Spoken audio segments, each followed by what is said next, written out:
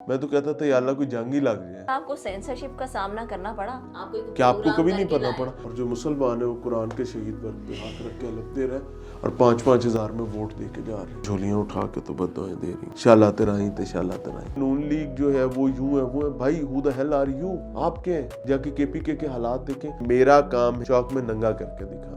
खाना खाने के लिए निकले हो, किसी ने पहचान लिया, ओए मियां इमरान अरशद।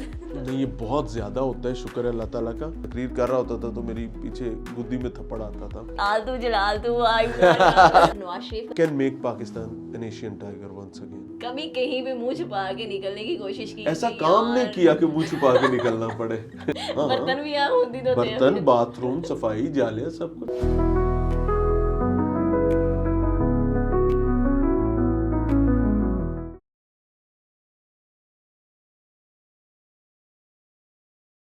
अस्सलाम वालेकुम, मैं हूँ सोबिया अशरफ। अपने डिजिटल प्लेटफॉर्म पे आपको खुशामदीद कहती हूँ। हमेशा की तरह आज गपशप के लिए हमने एक ऐसी शख्सियत को मदऊ किया है जिन्होंने कुछ ही अरसे में सहाफ़त में अपना एक बड़ा नाम बना लिया है और उनका अपना एक डिजिटल प्लेटफॉर्म भी है। वहाँ भी आजकल वो बड़े छाए हुए हैं, आप तो उनको रोज़ देखते हैं। लेकिन आज हम उनसे गपशप करेंगे। हमारे साथ मौजूद है एंकर पर्सन मियां इमरान अरशद। अस्सलाम वालेकुम। Thank you very much. कैसे हैं आप? ठीक ठाक हैं? अल्लाह की पनाह, अल्हम्दुलिल्लाह। अच्छा, ये बताएं कि आप एंकरिंग में जब आए तो क्या इत्तेफाकिया आए या फिर शौकिया? अच्छा, जब आप जर्नलिज्म में आ जाते हैं ना तो राइटली और रॉन्गली हर जर्नलिस्ट की ये ख्वाहिश है आज के दिन में। इवन जो बच्चे मैस कम्युनिकेशन के स्टडीज़ में हैं वो भी ये चाहते हैं कि यार इवेंचुअली एंकर बनना है। कोई बुरी ख्वाहिश नहीं है, लेकिन इट टेक्स टाइम। मैं अपने आप को ब्लेस्ड समझता हूँ। मैंने जर्नलिज्म का आगाज़ किया था, इट वाज नवंबर 2011 और मुझे जो प्रोग्राम मिला इट वाज 2018। हमने बहुत वेट किया। 2011 में हमने प्रिंट मीडिया से इन्वेस्टिगेटिव जर्नलिज्म का आगाज़ किया। हमने लिखना सीखा, हमने ख़बर की नोक पलक, कंटेंट बनाना, कंटेंट पे काम करना सीखा। फिर हम एडवर्टाइजिंग में चले गए। एक एडवर्टाइजिंग एजेंसी थी वेलोसिटी मार्कॉम, उनके साथ काम करते रहे। हमें कॉर्पोरेट राइटिंग आई, हमें एड्स के हवाले से हमने सीखा। वो साल में अपनी ज़िंदगी का एक सुनहरा साल समझता हूँ। उसके बाद फिर हमें मौका मिला। पर आपने ये नहीं बताया आप शौकिया आए हैं या फिर इत्तेफाकिया आए हैं? इधर ही आ रहा हूँ। फिर हम आ गए टीवी के दौर में। अब कैमरे से डर लगता था। अच्छा। तो उस डर को अल्लाह ताला ने फिर रफ़ा और दफ़ा करवाया, तो समझ आई कि नहीं, it is just a gadget. और फिर उसके बाद 2018 में आके प्रोग्राम मिला। तो जब जर्नलिज्म में आ गए तो फिर तो शौकिया एंकरिंग की तरफ आए, क्योंकि आपने एंकरिंग की बात की। लेकिन जर्नलिज्म में बाय चॉइस नहीं आए थे। वो क्यों? क्योंकि मैं मैथ्स का भगोड़ा था। मैं 20 दफ़ा पहले बता चुका हूँ। मैंने मैथ्स कम्युनिकेशन किया ही इसलिए था कि इसमें उस दौर में मैथमेटिक्स नहीं थी। हाँ, तो मैंने मैट्रिक में मैथ्स जो है बड़ी मुश्किल मेरा क्लियर हुआ। इंटर में आके मैंने मैथमेटिक्स, मतलब मेरे लिए ऐसे था कि मैं तो कहता था या अल्लाह कोई जंग ही लग जाए। हाँ, लिटरली कभी मैं दुआ करता था फलाना मर जाए, फलाना मर। बच्चे जो थे किसी टीचर को पसंद नहीं होता था कि उसके ना हो, तो वो कहते थे कि आलतू जलालतू आप भी ऐसे किया करते थे। तो वो मैथमेटिक्स से भागते भागते मुझे याद है कि मेरा एडमिशन हो गया था London metropolitan university London business studies में। तो अब मेरे लिए तो बिजनेस स्टडीज़ तो मुझे हॉन्ट कर रहे थे, क्योंकि बिजनेस स्टडीज़ से मसला नहीं था, कैलकुलेशन से और मैथमेटिक्स से मसला था। I was very poor in numbers. Poor था या नहीं था, लेकिन ये ज़रूर था कि मैं नंबर्स के साथ बिल्कुल भी कोई मोहब्बत नहीं रखना चाहता था, या वो मुझसे नहीं रखना चाहते थे। तो मैं जब आया तो अब एडमिशन्स कहीं पे भी नहीं थे, एडमिशन्स गुजर चुके हुए थे, क्योंकि मेरा तो लंदन में एडमिशन हुआ था। तो अब दो ही हम भाई थे, बड़े भाई पहले वहाँ थे, मैं यहाँ पे था। तो वी डिसाइडेड कि यार एक को यहाँ रुकना है। तो मैंने प्राइवेट यूनिवर्सिटीज़ देखना शुरू की। I went superior. तो वहाँ पर मुझे याद है हारिस बैठे हुए थे। तो मैंने हारिस से जाते ही कहा कि मैंने कहा भाई मुझे उस डिपार्टमेंट में एडमिशन चाहिए, उस डोमेन में जिसमें मैथ्स ना हो। उन्होंने कहा जी एविएशन मैनेजमेंट है हमारे पास, उसमें कर लें। मैंने कहा एविएशन मैनेजमेंट पक्की बात है? उन्होंने कहा बनूंगा। उन्होंने कहा पायलट बनोगे तुम, जहाज़ उड़ाओगे। मैं बड़ा खुश। उसने मुझे, मैंने कहा सब्जेक्ट्स क्या क्या? उसने बताया स्टैट्स है उसमें। मैंने कहा ये तो मैथ्स की बहन है, नहीं चाहिए। हाँ। मैंने कहा कि भाई ये तो कहानी नहीं है, तो हमारी पढ़ाई ख़राब होने लगी आगे। तो उसने कहा मैस कम्युनिकेशन। सो मेरा ये बिलीव है कि मालिक डिसाइड कर रहा होता है आपको कहाँ पहुँचाना है। तो आपकी सक्सेस, फेलियर्स, आपकी वीकनेसेस, आपकी स्ट्रेंथ्स अल्लाह से बेहतर कोई नहीं जान सकता। तो अल्लाह ताला ने मुझे इधर का रास्ता दिखा दिया और I used to consider myself a blessed one कि भाई हम भाग किस चीज़ से रहे थे और पहुँचे कहाँ पे हैं। अब आके समझ आइए कि गिनतियों के बगैर तो बात ही कोई नहीं है। अच्छा ये बताइए, जब पहली दफ़ा आपने माइक पकड़ा तो क्या एहसास थे? फंबलिंग हुई और घबराए भी? बहुत शदीद फंबल्स आए। लाइक बसा औकात ऐसा भी हुआ कि आपने काम स्टार्ट किया है, कैमरा रोल पे गया, कैमरा रोल पे जाने से पहले आपको सब कुछ पता है, फिंगर टिप्स पे चीज़ें हैं, और इधर कैमरा रोल पे गया और आप ब्लैंक हो गए।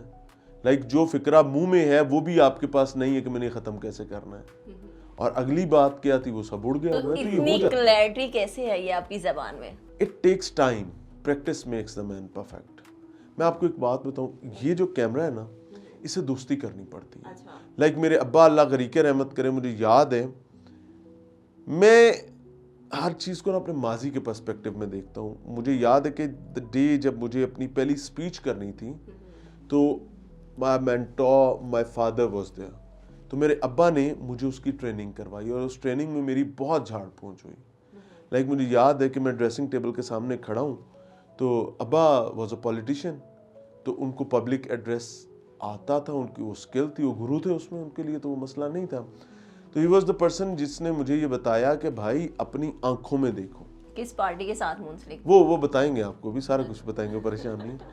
तो मुझे उन्होंने कहा कि अपनी आंख में देख के अपने आप से बात करो। जब मैंने इसको प्रैक्टिस करना शुरू किया तो literally that is the hardest ever thing which one can do. Like one can not face him और हर सेल्फ। अच्छा, जब वो हो गई, मुझे उसमें बड़े थप्पड़ पड़े अब्बा से। मुझे याद है कि मैं तकरीर कर रहा होता था तो मेरी पीछे गुद्दी में थप्पड़ आता था, तो ड्रेसिंग टेबल के सामने खड़े होकर, और उसका रिजल्ट ये हुआ कि जब मैं पब्लिक के सामने था तो देयर वाज नो फंबल।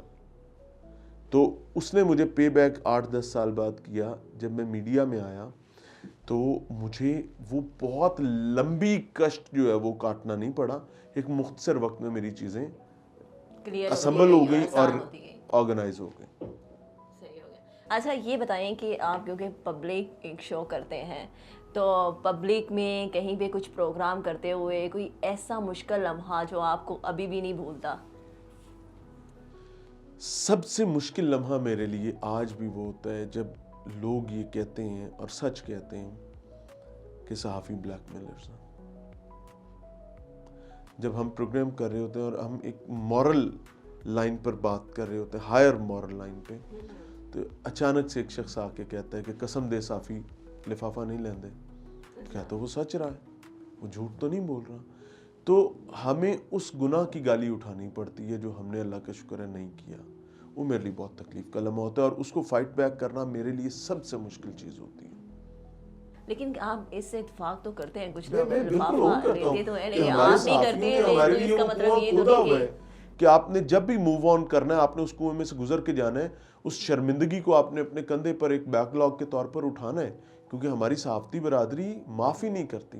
कभी ऐसा हुआ कि आपके सामने एक स्टोरी आई हो और आपकी अपनी ज़ाती राय और पेशा वराना जिम्मेदारी में कोई टकराव आया हो? बिल्कुल होता है। अगर कभी ऐसा हुआ है तो लिटरली मेरे अल्फाज मेरा साथ नहीं देते हैं। तो आप क्या करते हैं फिर? पेशा वराना जो जिम्मेदारी है उसको प्रायोरिटी देते हैं, ये ज़ाती राय को? कि अगर कभी ये बोझ मेरे कंधे पे रख भी दिया जाए तो मैं उससे माजूरी का इजहार कर देता हूँ कि मैं ये बोझ उठा ही नहीं सकता। Literally, let me tell you very honestly and clearly, हमने इकट्ठा एज कॉलीग काम किया है, तो मेरे ख्याल से आई एम द पर्सन जिसके इनसाइड द ऑर्गेनाइजेशन, जिसके हवाले से अमूमी तौर पर प्रॉब्लम सबसे ज़्यादा होते थे। And the reason behind was कि अब मेरा ज़मीर, मेरा दिल मुत्तफ़िक और चीज़ पर है और मुझे कहना और पड़ रहा है। तो that is the very moment जब आकर मैं गूंगा भी हो जाता हूँ और मैं चाहूँ भी तो मैं अल्फाज नहीं बयान कर पाता। तो मैं इस पर अल्लाह का शुक्र अदा करता हूँ कि अल्लाह मुझसे उस वक्त अल्फाज छीन लेता है जब वो मेरे ज़मीर के साथ नहीं जा रहे होते हैं, तो वो अल्लाह एहसान कर देता है। कभी ऐसा हुआ कि आपने शीशे में अपने आप को देख रहे हों तो आपको याद आए कि आप अक्सर तो लोगों से ये सवाल करते हैं, लेकिन ये सवाल आप अपने आप से नहीं पूछ पाते? आप मुझसे वो सवाल पूछ सकती हैं, पूछिए। You are more than welcome. मैं ये पूछ लेती हूँ क्योंकि हम कोलीग भी रहे हैं। बिस्मिल्लाह। तो लोग इस पे बात करने पे बहुत डरते हैं। मीडिया में काली बेड़े भी होती है, बिल्कुल ठीक है। खवातीन का भी आपने देखा है कुछ पहलू। मैं बेहतर है मैं खुद ना बोलूं, अगर आप नहीं, आप खुद सवाल करते हैं, मैं उसका ईमानदारी से जवाब दूंगा। आप ईमानदारी से सवाल जवाब करें। देंगे? हाँ, मैं पूरी ईमानदारी से से जवाब इंशाल्लाह देंगे। मुझे अल्लाह पर तवक्को है। आप सवाल कीजिए। अच्छा, ये बताइए कि ये पिछले दिनों आपने देखा भी होगा सोशल मीडिया पे, वो एक डॉक्टर साहब हैं, वो अपना एक प्रोग्राम भी करते हैं, उनको बाद में उसमें जो है वो जेल में जाना पड़ा। उसमें था मीडिया में खवातीन का किरदार। हाँ, आपको याद होगा डॉक्टर उमर आदिल की बात करें, और ठीक उन्होंने है। काफ़ी खवातीन के किरदार के हवाले से भी जो है वो ठीक है। क्रिटिसाइज किया और उन्होंने बयान किया कि फलां फलां खवातीन जो है वो अगर ऊपर गई हैं तो वो कैसे गई हैं। अच्छा, मैं इसके ऊपर मेरी ज़ाती राय ये है कि डॉक्टर उमर आदिल साहब जो हैं वो थोड़े से बड़बोले इंसान हैं। अच्छा। इसमें कोई शक वाली बात नहीं है। लेकिन वहीं एक रियलिटी ये भी है कि कुछ बातें जो उन्होंने की हैं वो सदाकत पर भी मबनी हैं। लेकिन प्रॉब्लम कब क्रिएट हुआ, जब उन्होंने एक चीज़ को जनरलाइज कर दिया सब पर इक्वल, एक ही यार्ड स्टिक से, कि मीडिया में आने वाली हर औरत ऐसी है। भाई, हर औरत तो नहीं है ऐसी। हालांकि हर औरत ऐसी नहीं है। हाँ। पेशा वराना तबके से जो ताल्लुक रखते हैं वहाँ पे हर तरह के लोग हैं, हर तरह के लोग हैं, कम्युनिटी में हर तरह के लोग हैं। प्रॉब्लम वाज कि भाई आप जनरलाइज कैसे कर सकते हैं। हाँ, आप स्पेसिफिक होकर बात करें कि ज़ैद बकर साजा माजा ताजा गामा जो है वो ऐसा है, लेकिन डॉक्टर उमर आदिल इल्म में बड़ा है, हमसे बड़े हैं, तजर्बे में बड़े हैं, स्किल में बड़े हैं, इंफॉर्मेशन में भी बड़े हैं। लेकिन the problem is with this, ये मेरी जाती राय है। जाती राय है। हाँ, इससे आप भी इख्तलाफ कर सकते हैं। कभी आपको सेंसरशिप का सामना करना पड़ा? कौन सा ऐसा जर्नलिस्ट है जिसको नहीं करना पड़ा? आपको क्या आपको कभी नहीं करना पड़ा? कई दफा। हाँ, रुके। एक वाकया बयान करें। कई दफा रुके। प्रोग्राम करके रहे, किस टॉपिक पे था? एक नहीं, कई रुके थे। एक शो जो है, मैं कोट कर देता हूँ, हमने एक खुद साख्ता डायरेक्टर एक्साइज को पकड़ा जिसने पूरे शहर में एक बदमाशी मचाई हुई थी, और वो बदमाशी ये थी कि ना खातून की शर्म, ना बच्चों की शर्म, ना बुजुर्गों की शर्म, ना छोटे ना बड़े, रोक लेनी, टोकन टेक्स्ट शॉट है, वीडियोस बनानी, वीडियोस बनाकर उनको वायरल करना। खवातीन की? हाँ, सारा कुछ, बंदों बुढ़ियों सब कुछ, जो मर्जी जो मिल रहा है, और वो समझता ये था कि वो स्टेट की खिदमत कर रहा है। अब आपके स्टार्स हैं, आपके प्लेयर्स हैं, जो मतलब जितना बड़ा शिकार उसकी पास फंसता था उतनी ज्यादा उसकी जय जयकार हो रही थी। तो we started his recce and we came to a point कि जो गाड़ी वो खुद चला रहा है उस गाड़ी पर जाली नंबर प्लेट लगी हुई है।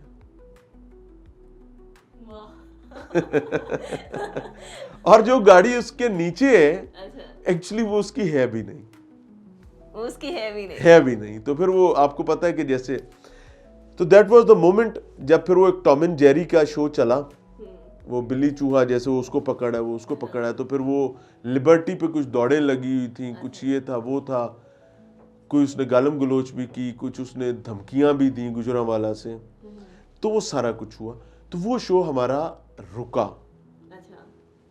लेकिन वी वेंट विद अल्टरनेट, और उस टाइम तक हमारा अपना डिजिटल आ चुका हुआ था, तो हम सब कुछ तो नहीं चला पाए, लेकिन हमने वो तमाम हकाइक अवाम के सामने जरूर रख दिए अपने डिजिटल के जरिए कि this is the bloody hell which is going on. Officer अभी तक काम कर नहीं, अल्हम्दुलिल्लाह नहीं है, अल्लाह का शुक्र है नहीं है। नौकरी से बर्खास्त हो गए? वो अल्लाह के फजल से अपने मंतकी अंजाम को एक वक्त के साथ पहुंच गया था। मेरा बिलीव ये नहीं है कि मैंने किसी को नौकरी से निकलवाना है। मेरा बिलीव ये है मैडम कि मेरा काम है दिखाना, चौक में नंगा करके दिखाना। अल्लाह के शुक्र है, अल्लाह उसमें हमें तकवीयत देता है। मेरी बला से कोई कुछ ना उसको ठीक करे, मेरी तरफ से बिल्कुल ना करे, सब अपना मुकाला करवाएं। doesn't matter. That is not my job. My job is to present the facts before public. अब कोई अंधा होना चाहता है तो मेरी बला से रहे। ये एक बहुत मुश्किल काम है, लेकिन ये एक मुश्किल जिम्मेदारी को सर अंजाम देते हुए कभी पब्लिक में कोई ऐसा मोमेंट आया कि आपकी बेसाख्ता जो है वो हंसी निकल गई रिकॉर्डिंग के दौरान, और आपने एक तो अपने आप को कहीं पे तो मुश्किल में रोक लिया होगा अपनी हंसी को, लेकिन कहीं पे आपने कहा कैमरामैन कैमरा बंद कर दो। हम एक प्रोग्राम करने गए, में पता चला कि स्कूल में इतना इतना पानी खड़ा है और बच्चे फिर भी स्कूल आते हैं।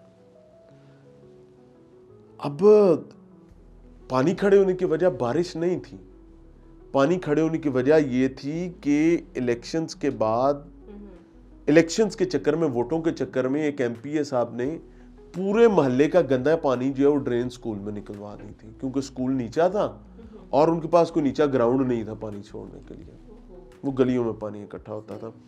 अब जब हम गए तो अल्लाह के करना ये हुआ कि वहाँ पर बंद बांध के तो स्कूल से पानी तो निकल गया हुआ था, लेकिन स्कूल पूरा तबाह हो गया हुआ था। We started recording there. तो हमने देखा कि जो स्कूल के बच्चे हैं, दे डोंट वांट कि स्कूल खुले या स्कूल प्रॉपर बने, वो स्कूल को इसी तरह रखना चाहते हैं, प्राइमरी स्कूल के बच्चे। तो वो अब क्या कर रहे हैं, वो पत्ते इकट्ठे करते हैं, वो हम पे फेंकते हैं, वो हमें पत्थर मार रहे हैं, वो हमें कंकर मार रहे हैं। हाँ, और वो उनको ये लग रहा है कि ये हमारे दुश्मन आए हैं जो हमारे स्कूल को बनवाने की बात कर रहे हैं। तो दैट वाज द मोमेंट जब हमारी हंसी निकल गई और हम वहाँ पे लोटपोट हो रहे थे और हम उन्हें कह रहे थे ओ यार माफ कर दो कि कर रहे हो, हम आपके भले के लिए आए हैं। लेकिन दैट वाज द मोमेंट जब बच्चे बहुत एंजॉय कर रहे थे। जैसे खिलौना बच्चों को दे दिया जाता है ना और को 50-60 बच्चा पीछे लगा दिया जाता है, it was a moment like that. तो फिर आप वहाँ से भागे? नहीं भागे क्या, हमने वो रिकॉर्ड किया, फिर हमने वो चलाया भी। हाँ, हमने वो चलाया भी, लेकिन वो एक डिफरेंट एक्सपीरियंस था जो कभी हमें गुस्सा दिलाता था, कभी हमें हंसी दिलवाता था, कभी हम कैमराज ऑफ करते थे, कभी हम कुछ करते थे, लेकिन वो एक अजीबोगरीब किस्म का एक्सपीरियंस था। अब जो बच्चे जब बड़े होंगे वो देखेंगे तो हो सकता है कि उनका पॉइंट ऑफ व्यू डिफरेंट हो, लेकिन एट दैट मोमेंट उनको ये लगता था कि ये जो हमारे घरों का गंदा पानी स्कूल में आता है ये बिल्कुल ठीक होता है, और स्कूल में आके चूंकि पढ़ना पड़ता है तो यहाँ पर मौजूद रहना, यहाँ पर आना जाना कम ही होना चाहिए। तो हमारा कौन सा दिल करता था, मैं भी अक्सर दुआ करता था, या अल्लाह जिस बस में हम जा रहे हैं इसका एक्सीडेंट हो जाए, स्कूल ना पहुँच। मुझे याद है, मैं लिटरली बेनज़ीर साहिबा वज़ीर आज़म थी, अल्लाह करीब रहमत करे, हम छोटे थे, बच्चों की बातें, तो मैं अक्सर दुआ करता था, या अल्लाह बेनज़ीर मर जाए, अल्लाह बेनज़ीर मर जाए, अल्लाह बेनज़ीर। वो बेचारी कहीं धमाका हो जाए, कहीं धमाका हो अल्लाह जाए। माफ कर। क्यों? क्योंकि मेरा टेस्ट तैयार नहीं होता था, तो मेरी तो दिल होता था, मैं तो अक्सर दुआ करता था, या अल्लाह टीचर फौत हो जाए, अपने मरने की कभी नहीं किया, या फैमिली में किसी की डेथ हो जाए, तो घर वाले बच्चे की आज ऐसे छुट्टी ही कर लो। बच्चे ऐसे ही होते हैं। तो मेरा होता था कि मैं आखिरी टाइम तक इस चीज पर होता था, नहीं इमरान आज तो बच ही जाएगा, तो अक्सर ही बच जाते थे वैसे।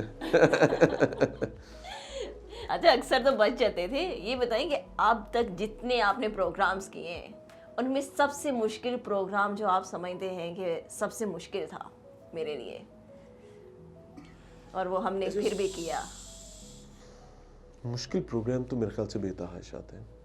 उनमें एक मुश्किल जो आपको कभी नहीं वो भूले? वाले होते हैं जिनमें आपको आपके साथ कोई बदबख्ती का मामला ज़्यादा हो जाता है, इसमें मारपीट हो जाए तो वो ज़ाहिर एक टफ सिचुएशन होती है।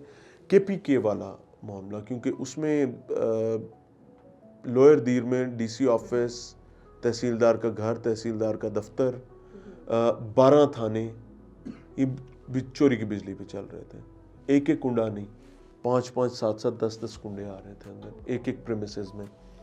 तो हमने उसको पॉइंट आउट किया, उसकी पादाश में मारा पीटा गया। मेरे लिए सबसे मुश्किल मोमेंट ये था, मैं ज़ख्मी था, मेरी टीम ज़ख्मी थी, हमारा एक बच्चा है अली वारिस, हमारा भाई है, छोटा है, मेरा एसोसिएट है, उसके ये पीछे कोई चीज़ उन्होंने मारी थी। तो जब गाड़ी में बैठ तो गया, लेकिन गाड़ी में बैठ के वो बेहोश हो गया। तकरीबन जो 15-20 सेकंड वो होश में नहीं ना आया, वो मेरी ज़िंदगी के मुश्किल तरीन लम्हात थे। क्यों? क्योंकि किसी माँ का वो बच्चा है, किसी भाई का, किसी बहन का भाई है, उसकी कुछ जिम्मेदारी है, उसकी एक फैमिली है। खुदा न खास्ता उस बच्चे के साथ कुछ हो जाता तो वो मेरे लिए बहुत तकलीफ का लम्हा था। बदबख्तों का जाना कुछ नहीं, किसी गरीब का हमारी कॉज शॉज सब पीछे रह जाता है। तो कैसे उसको हैंडल किया अगर वो 15-20 मिनट तक होश 15-20 सेकंड हाँ, उसके बाद वो थोड़ा सा होश में आ। हमें एक्सेस टू ट्रीटमेंट नहीं दी जा रही थी हॉस्पिटल्स में। जब हम किसी हॉस्पिटल में, हम एक प्राइवेट हॉस्पिटल में गए तो वहाँ पर पुलिस का डाला पीछे पहुँच गया, दे रिफ्यूज्ड द ट्रीटमेंट। फिर हम गए गवर्नमेंट हॉस्पिटल में तो 2 डाले पुलिस के वहाँ पर मौजूद थे। ये मुझे सबसे बड़ा शिकवा है पीटीआई से। पुलिस भी जो है वो बिजली चोरी करने मैं आपको एक बात बताऊं, कर रही थी। खुद चोर है, पुलिस तो खुद चोरी कर रही थी ना, 12 थाने। मुझे पीटीआई से सबसे बड़ा शिकवा ये है कि अल्लाह ने आपको जब जब इक़्तिदार दिया, आपने ये साबित किया कि आप जालिम के साथी हैं। हमारे यहाँ ना एक नैरेटिव लिया जाता है कि जी वो नून लीग जो है वो यूं है वो है। भाई who the hell are you? आप क्या हैं? जाके केपीके के हालात देखें। हमने नून लीग के फेलियर्स को भी गिनवाया, हमेशा हमने पीटीआई के दौर में उनके को भी गिनवाया, लेकिन जो तारीख़ बदबख्ती ये कर रहे हैं ना, आपको अंदाज़ा ही नहीं। और मैं हमेशा ये बात कहता हूँ कि खान बेचारा जो है ना, वो इनके गुनाहों के चक्कर में ख्वार हो गए। ये तो लौडे लूट रहे हैं, मज़े ले रहे हैं, जेल तो एक बंदा काट रहा है, बाकी सब तो या कोई अपना करियर बिल्ड कर रहा है, या आज एंजॉय कर रहा है, या कल एंजॉय करने की तैयारी कर रहा है। अच्छा, एक और सवाल बिस्मिल्लाह। ये बताएं कि अगर आप एंकर ना होते, वैसे तो एक दफ़ा चेंज ही हो रहा है एक तरह से, लेकिन फिर भी एंकर ना होते तो क्या होते फिर? मैं सियासतदान होता, जिम्मेदार होता, मैं छोटा मोटा कहीं जिम्मेदार कर रहा होता या छोटी मोटी सियासत कर रहा होता।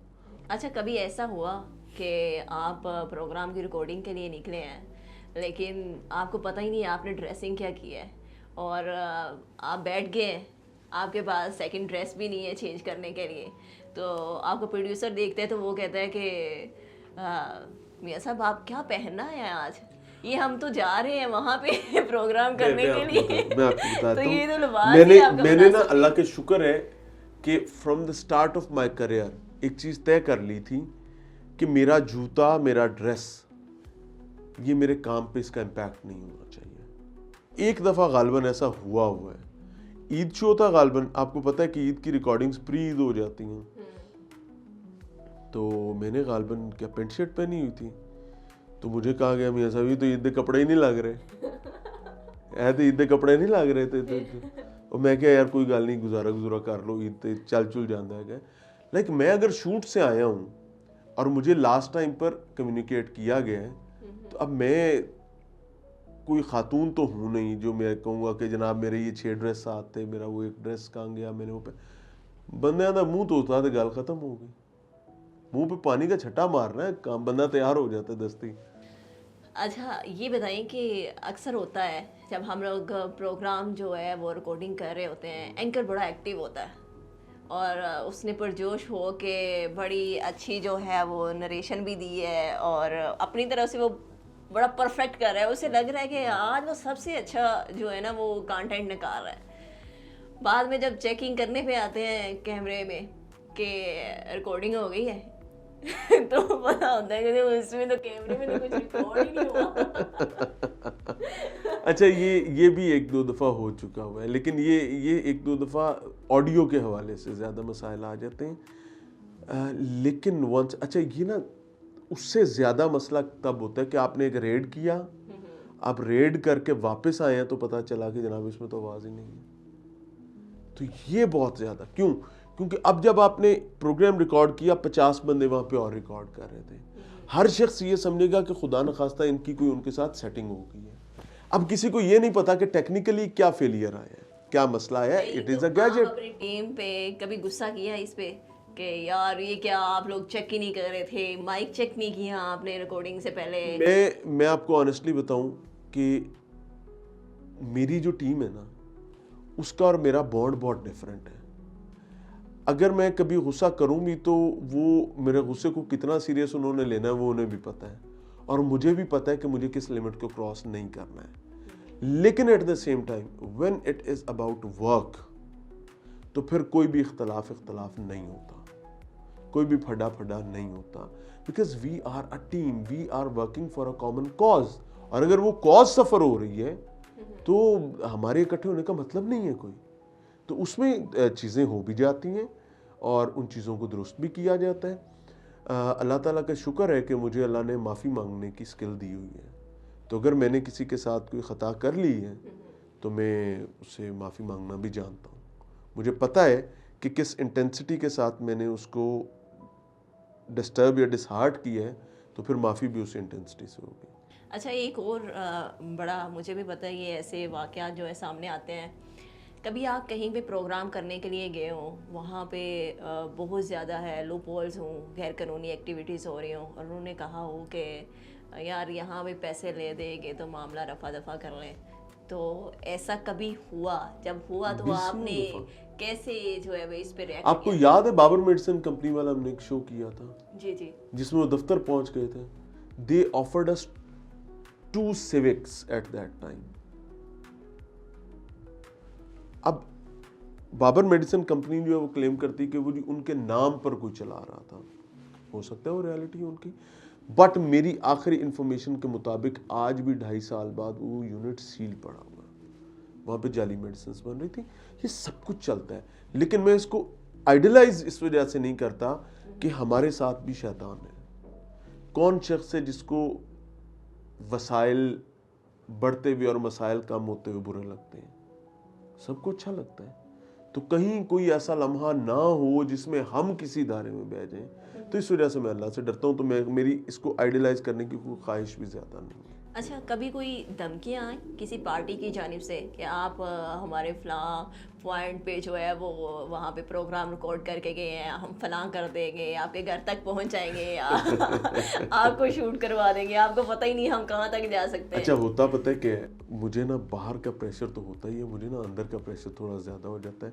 हमने ना एक इलेक्शंस थे, बाई इलेक्शंस थे लाहौर में, तो पीपल्स पार्टी का एक दिन इलेक्शन से पहले, वो गालिबन मियाँ तारिक साहब उनका नाम था अगर मैं भूल नहीं रहा, तो उनकी फैक्ट्री में अब बाकायदा लाइनें बनी हुई हैं, लंबी लंबी कतारें। हमने सोचा कोई लंगर शंगर बांट रहा होगा, कोई ये वो ये। तो जब थोड़ी सी सुनगुन ली तो पता चला कि जनाब अंदर पैसे बांट रहे हैं।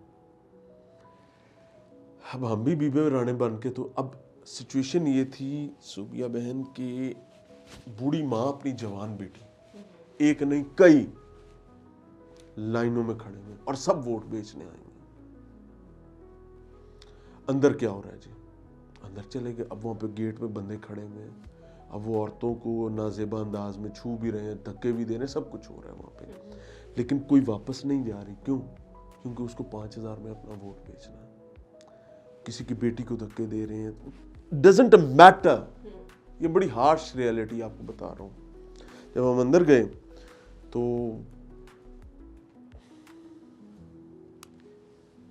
एक रजिस्टर है, उसमें एक वर्क शहीद करके कुरान पाक का रखा हुआ है, एक वर्क फाड़ के बाइबल का रखा हुआ है। जब आप देखेंगे तो वो ऐसे ही लगेगा कि खाते वाला कोई रजिस्टर है।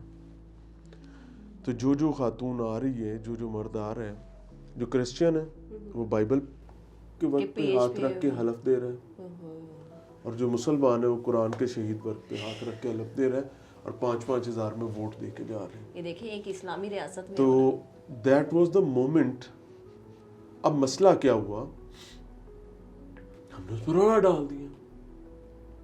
अब जब हमने रौला डाल दिया, नहीं कैमरे तो बाहर रह गए ना।